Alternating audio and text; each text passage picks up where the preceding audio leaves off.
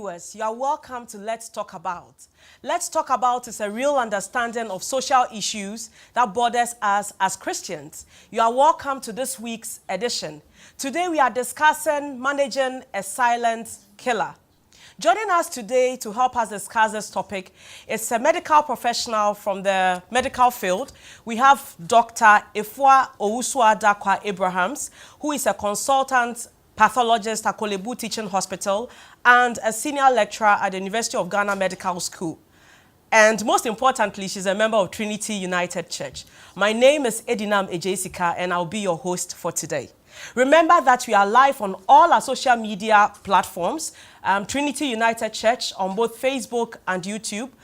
You can send in your comments and your questions in the comment section on all our social media platforms and on WhatsApp number 0501 579 996.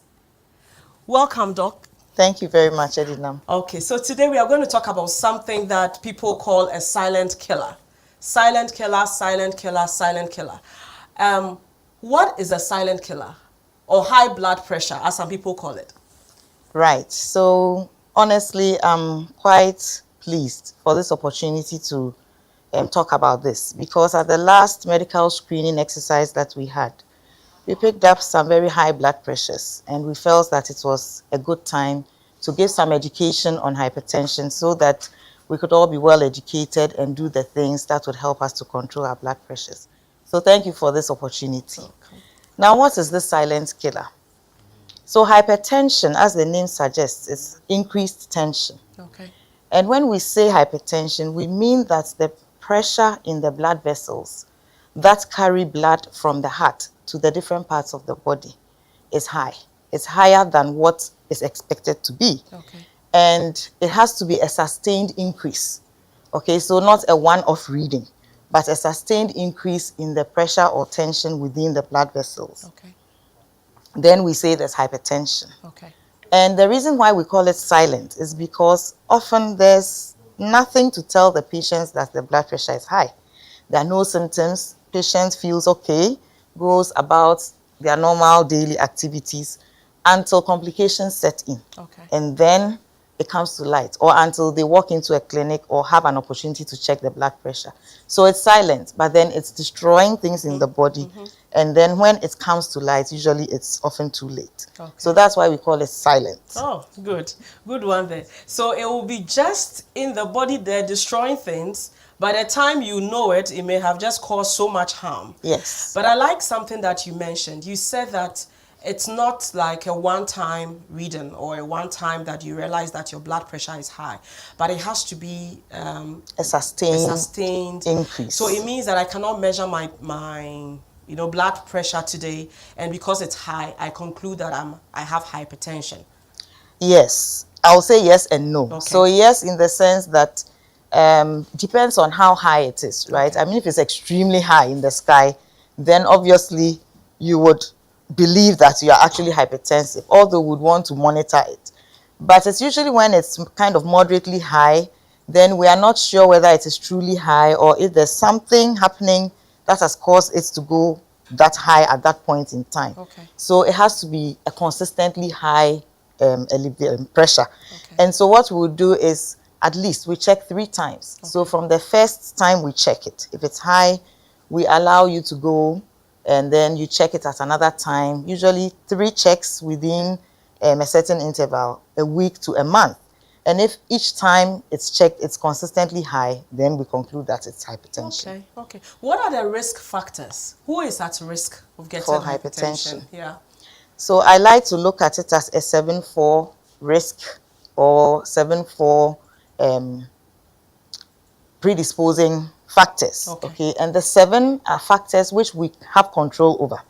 We can change them, and when we change them, we reduce the risk. And then the 4 are things that you can't do anything about. So if you have those 4, I mean, you just have to manage them. Okay. But the 7 you can do something about. Okay. So we call those modifiable factors. Those are the 7. The 7. Okay. And then the 4 are non-modifiable factors. All right. So the 7, right? Obesity. Oh. Okay, or increased body weight. Okay. So if you are overweight or if you are obese, it's a problem. Then, of course, lack of exercise or inactivity. We use the term a sedentary lifestyle. Okay, so you don't really do much exercise. That also increases your risk. Stress, emotional stress, physical stress, and you know that in this country, hot hear me, you We are know, born so stressed. yes, there's a lot of stress, and that also is a big factor.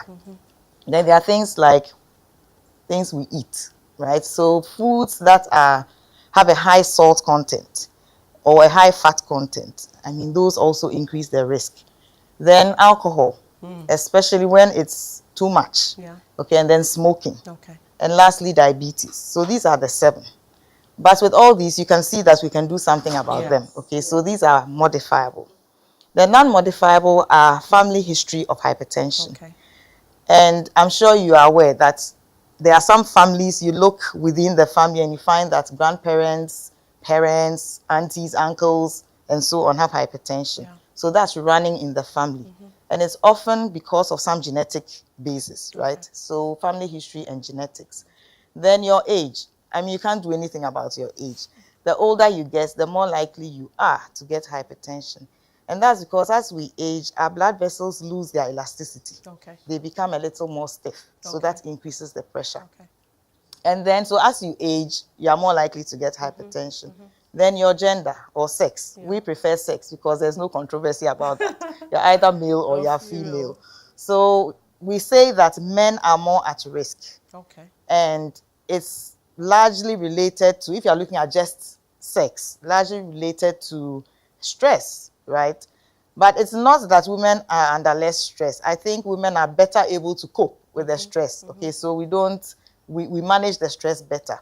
So males are more likely to develop hypertension than females. And then lastly, your race.